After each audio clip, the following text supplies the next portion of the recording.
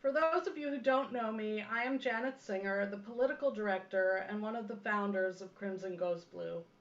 We're going to do a lot tonight, and though I know many of you joined because you heard we throw a good party, and we do, my job is to tell you our plans for our political work.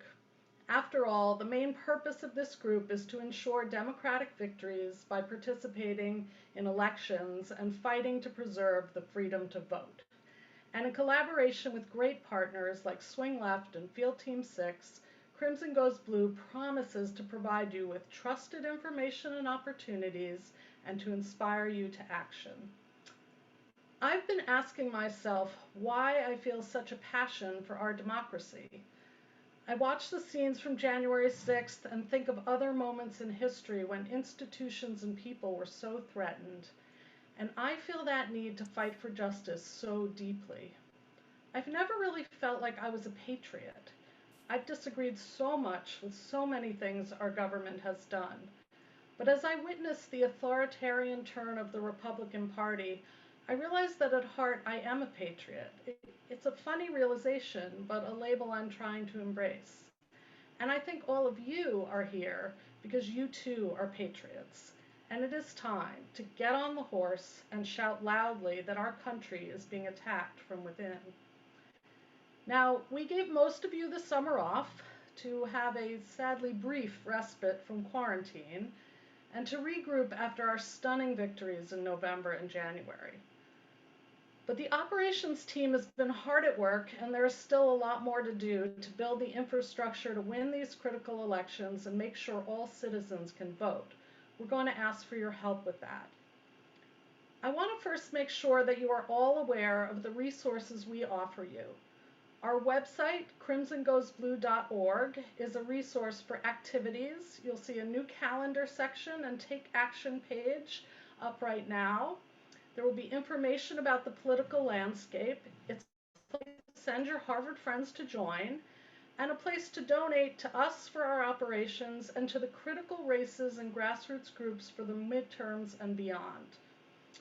We just put our Join a Crimson Goes Blue Action Team page up, which I will discuss further in a minute. I hope you will check it out. Our Facebook group is another place you can learn of activities and resources and have a conversation with other members. We will continue to send you our newsletter about every 2 weeks. And starting in October, I will be offering twice a month drop-in sessions to talk politics, meet other members, and conspire. I hope a lot of you will join those sessions. So what is happening on the political front? Well, Trump is out of the White House. Fewer children are living in poverty. Those who believe in science have gotten vaccinated and are much less likely to die from this plague. And we just won the California recall. While earlier this summer it looked like we might lose that vote, we won with a large majority. How did that happen? Well, it helped that California is a very blue state and that everyone was mailed a ballot. But it was also money, messaging, and an enormous effort from activists like you who participated in phone banks, door knocking, and relational organizing. I am hugely encouraged by the record turnout. It means Democrats can motivate people to show up. So, unfortunately, that ends the uplifting part of these remarks. You can count on me to give you accurate information about the races, so let me frame the political scene for you. We need to hold on to our majorities in the Senate and House. These are the main races that will be close in the Senate. We will be defending Senator Hassan in New Hampshire, Kelly in Arizona, Cortez Masto in Nevada, and Warnock in Georgia. There are 2 open seats, Pennsylvania and North Carolina, where Republicans are retiring and that are flip opportunities for us, but we don't yet know who the candidates will be in those races. The House is much more difficult to defend. Typically, the presidential party loses many seats in the midterms, and our 220 to 212 majority with 3 vacancies means Republicans need only to flip 5 seats to take the majority. Until maps are drawn, we don't know for sure which districts will be most competitive and who the candidates will be, so it's harder to work on House races now. In the redistricting process, Republicans are redrawing more maps than Democrats are, which puts us at a disadvantage. This map shows places that will likely have competitive House races. The darker the blue, the more races are likely to be there. To hold the House in 2022, a lot of things need to go our way. We need a rebound in Biden's approval rating, which we can help with tight messaging and bragging about every good thing he does.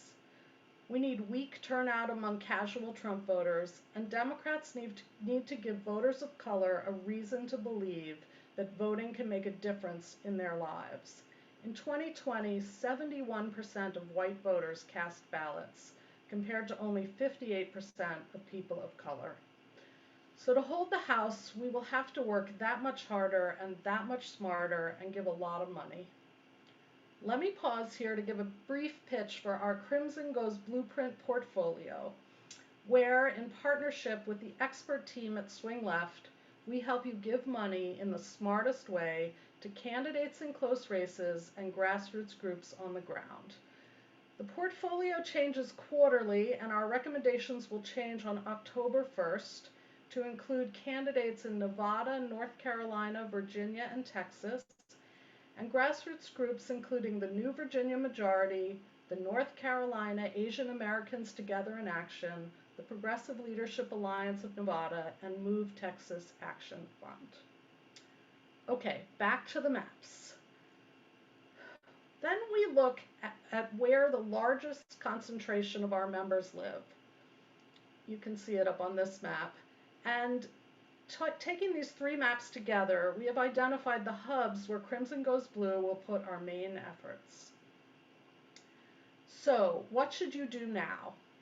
Go to crimsongoesblue.org and choose your CGB action team. There are teams both in-state where the critical races will occur and out of state where we have concentrations of members. We have a voter protection team and more. I want each of you to join at least one of these teams. The time is now for deciding where you are going to focus your actions. We are still looking for leaders for some of these teams, so please let us know if you're willing. We want you to get to know the other CGBers on the team. We know from the last round that doing political action, be it a phone bank, knocking doors, etc., it's just much more motivating and joyful when you do it with friends. That is the whole premise of Crimson Goes Blue. Our members are what makes it so fun to work together. Now here's a call to action to get us started. On October 2nd, across the country there will be women's marches in response to the Texas abortion law. The marches are about reproductive justice, yes, but they are also about preserving our democracy. We will be protesting the rejection of our Constitution, the subversion of our justice system, and the promoting of vigilante justice, where neighbors are supposed to report on neighbors. It is a chilling law. In the chat is a link to a form where you can sign up to go to the march near you. We have coordinators already in Boston, New York City, DC, Pittsburgh, Chapel Hill, North Carolina, LA, and San Francisco. We will connect you with the other CGBers going to your march so you can meet up, get to know each other, and fight for a more just democracy. We will also post this in our Facebook group, on our website, and in our newsletter, but I hope everybody will sign up. I want to leave you with this. I've been thinking about Martin Luther King's words that the arc of the moral universe bends towards justice. These words suggest that we are on a steady, inevitable course towards justice, when in fact, we need to put all our weight on that arc to make it bend.